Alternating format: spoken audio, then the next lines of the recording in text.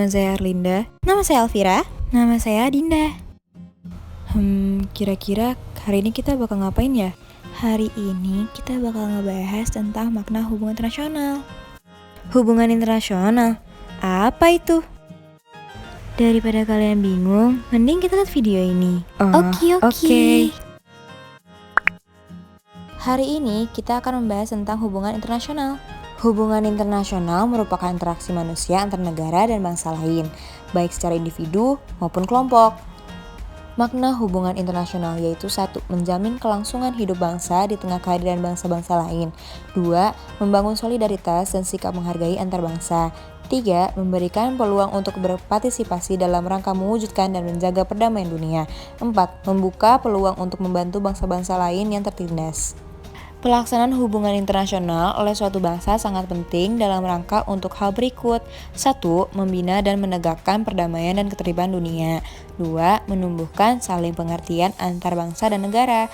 3. Memenuhi kebutuhan setiap negara atau pihak yang berhubungan. Berkaitan dengan pentingnya hubungan internasional dalam hubungan antar bangsa atau negara, maka dalam Piagam PBB dinyatakan tentang makna hubungan internasional tersebut. Piagam PBB merupakan semangat bangsa di dunia untuk menjunjung tinggi martabat manusia sebagai sifat kodrat pemberian Tuhan untuk saling menghormati, bekerja sama secara adil dan damai. Untuk dalam Piagam PBB tersebut dapat diambil maknanya berkaitan dengan hubungan antar bangsa atau hubungan internasional sebagai berikut. A. Bangsa wajib menghormati kedaulatan negara lainnya. B. Bangsa tidak boleh mencampuri urusan dalam negara lain. C. Bangsa diharapkan hidup berdampingan secara damai. Tujuan nasional bangsa Indonesia adalah sebagaimana yang termaksud dalam pembukaan UUD 1945, yaitu 1. Melindungi segenap bangsa Indonesia dan seluruh tumpah darah Indonesia. 2. Untuk memajukan kesejahteraan sosial.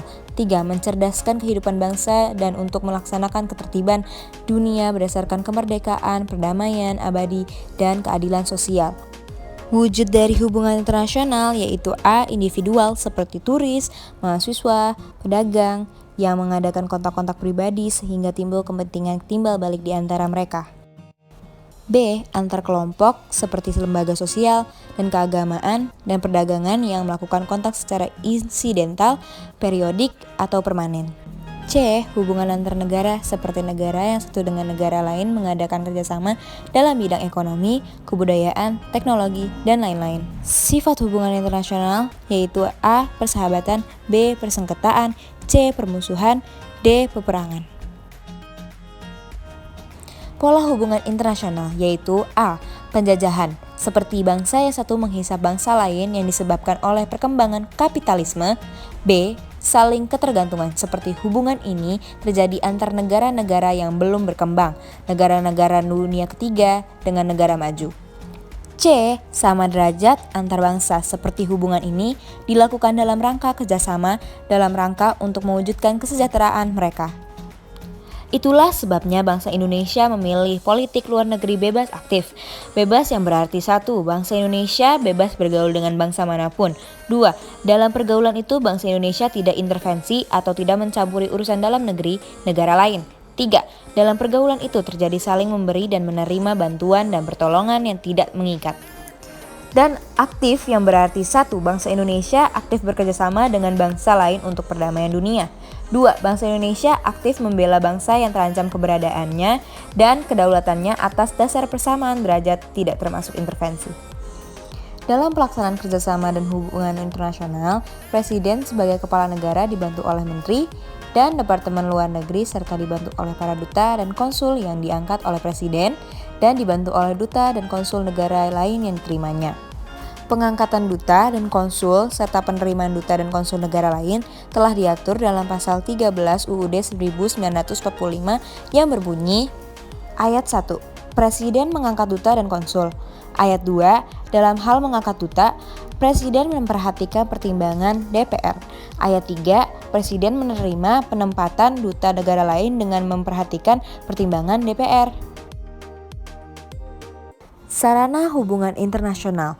A. Diplomasi, yaitu seluruh kegiatan untuk melaksanakan politik luar negeri suatu negara dalam hubungan dengan negara dan bangsa lain. Fungsi dasar diplomat ada 3, yaitu A. Sebagai lambang prestise negara pengirim. B. Sebagai wakil yuridis yang sah dari negara pengirim. C. Sebagai perwakilan diplomat suatu negara di negara lain, yaitu perunding atau negotiation, melaporkan atau reporting, perwakilan atau representation, melindungi kepentingan negara dan warga negara di luar negeri. B. Propaganda, usaha sistematis untuk mempengaruhi pikiran, emosi, demi kepentingan masyarakat umum. Propaganda yaitu lebih ditunjukkan kepada warga negara lain daripada pemerintahannya dan untuk kepentingan negara yang membuat propaganda. C. Ekonomi, yaitu sarana ekonomi umumnya digunakan secara luas dalam hubungan internasional baik dalam masa damai maupun masa perang. D. Kekuatan militer dan perang atau show of force, yaitu peralatan militer yang memadai dapat menambah keyakinan dan stabilitas untuk berdiplomasi. Diplomasi tanpa dukungan militer yang kuat dapat membuat suatu negara tidak memiliki rasa percaya diri sehingga tak mampu menghindari tekanan dan ancaman negara lain yang dapat mengganggu kepentingan nasional. Asas-asas dalam hubungan internasional yaitu 1. Asas teritorial, yaitu hak dari suatu negara atas wilayahnya, berhak menegakkan hukum terhadap barang dan semua orang yang berada di wilayahnya. 2. Asas kebangsaan, yaitu kekuasaan negara atas warga negaranya.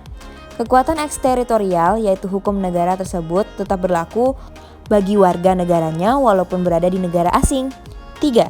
Asas kepentingan umum, yaitu negara dapat melindungi dan mengatur kepentingan dalam kehidupan masyarakat. Kesimpulannya, hubungan internasional merupakan hubungan antar negara atau antar individu dari negara yang berbeda-beda, baik berupa hubungan politis, budaya, ekonomi, ataupun hankam. Atau dengan kata lain dapat diartikan hubungan antar negara yang berbeda-beda dalam segala aspek. Oh, jadi begitu. Sekarang aku paham apa itu hubungan internasional. Terima kasih sudah menonton video kami. Dadah.